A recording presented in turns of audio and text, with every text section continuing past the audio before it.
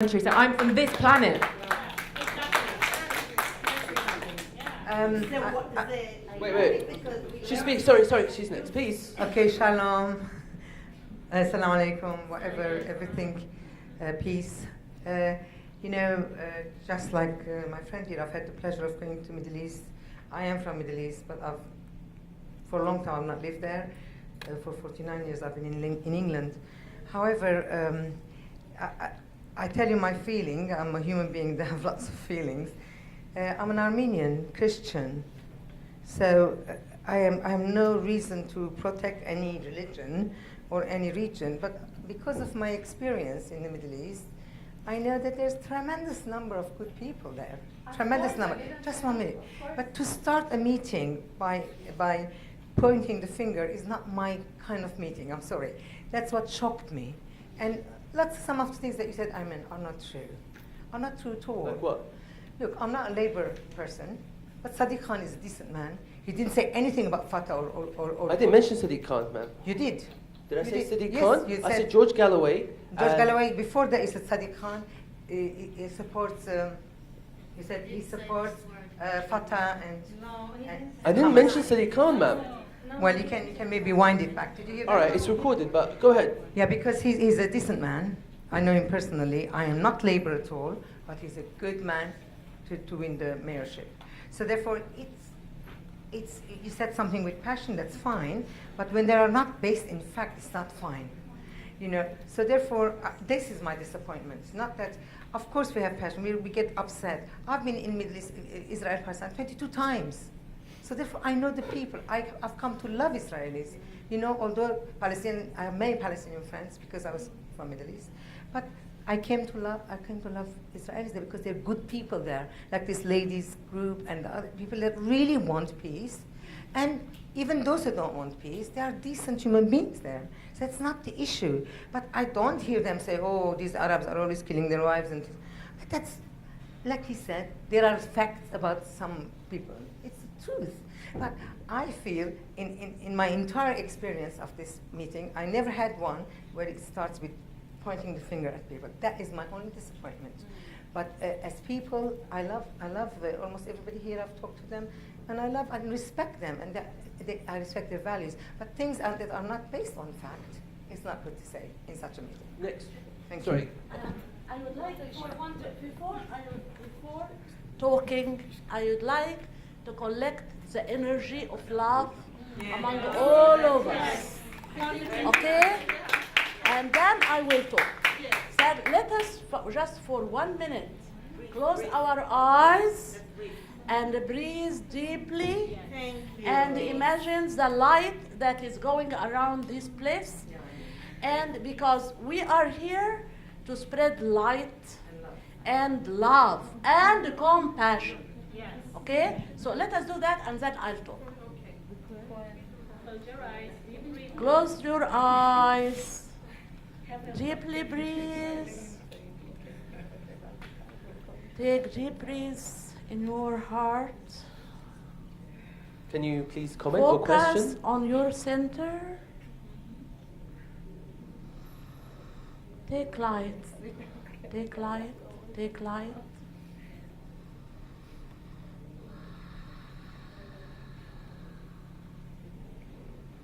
Okay. Thank you. I would like everyone to just,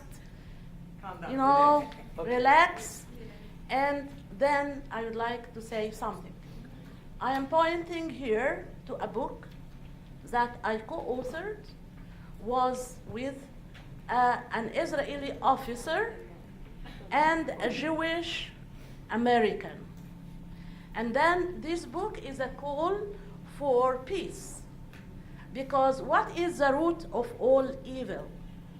The root of all evil that if one race feels that he is superior, or a religion feels as superior, or would try to stigmatize any kind of people, saying that they are savage, they have cruel history, where cruelty is existing everywhere. It's not in this area or in that area, on this place or in that place.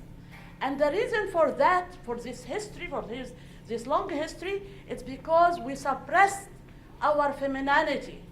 We suppressed the compassion within our heart. We suppressed the love. And then we're dealing just with power games, with like everyone would like to point. I am better than you. Look, these people are very bad. I am the civilized country. And these are savage people. We are Western, liberal, free people. And then underneath, what's going on? Look at for example, the Egyptian revolution. It gave lessons to all the world, because during 18 days, very peaceful. Sorry, and say after again? and after that, don't tell me, don't interrupt me. I'm asking. What did you say? The Egyptian revolution, 25 January, and then after. There is no country after the revolution with no policemen, there was no one mob, there was no any kind of killing, there was secure. So the people It was brutal dictatorship. They behaved from their heart, without any kind of any power. So I'm not talking about that the Egyptians are better or worse or anything, but I am talking about the people when they do something from their heart, when we come together, without feeling that I am better than you and you are better than me. When I am compensating with the Israelis who really suffered and understand their suffrage, and then they should understand also and compensate with the Palestinian suffrage, then when we exchange compassion and love, then we can come together. Thank you.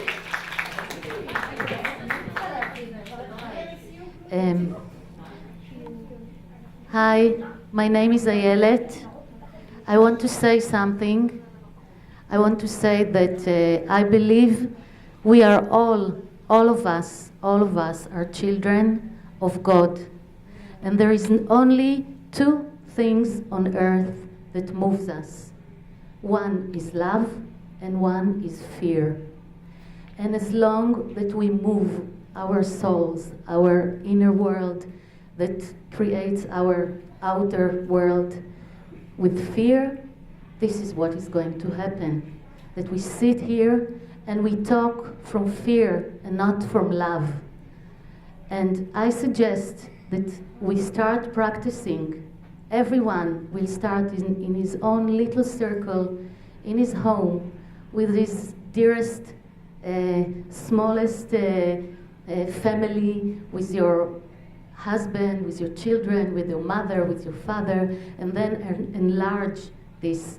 And this is what I do every day in my meditation. I start by asking for peace for me, and then for my family, and then for my country, and then for the countries around me, and then for the whole world and the whole planet.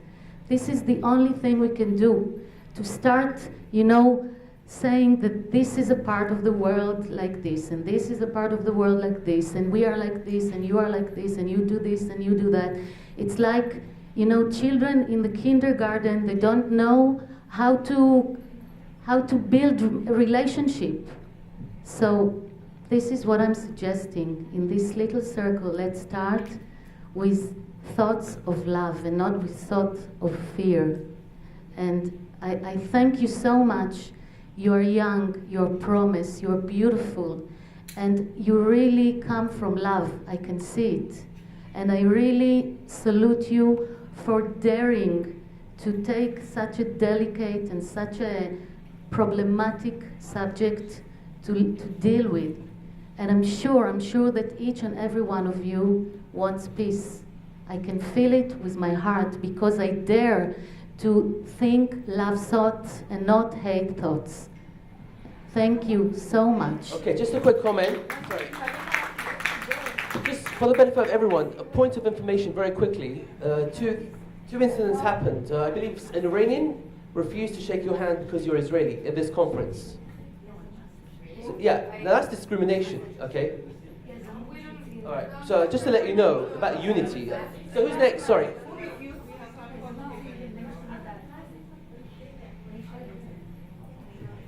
I just want to say that I came here from West Texas, and our little community that we work diligently in, I'm from a fundamental area. We're not very exposed to the other people around the planet.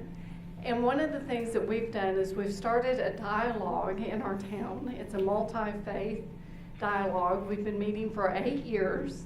Every Tuesday, it's a multi-faith dialogue. So we have Muslims, we have Buddhists, we have Hindus, we have Christians, and we have atheists and agnostics.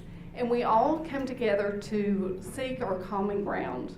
And one thing that we noticed is violence and hate starts from nationalism and separation. And one thing that we do in America on a regular basis every day is we say, God bless America. So our little piece of the world has started with this bumper sticker that says, God bless the whole world. And I would like to offer it to everybody in this room, if I have enough, so that you can take it to your country, so that we can start seeing each other as a global entity. And just so you know that war really began during the agriculture age, when we started putting up fences and growing and thinking that we owned the land. And I'm not really proud of the American heritage where we came in and wiped out some of the most beautiful people on the planet, Native Americans. We totally oppressed them. It was a massacre. And so I'm not proud of our mess that we made, but I stand on that mess to hopefully know that we can do things better and differently by engaging, instead of debate, we can engage in dialogue. And what's happened in our little fundamental part of the world, where when I started speaking out for Islam in a fundamental Christian society, I was called the Antichrist.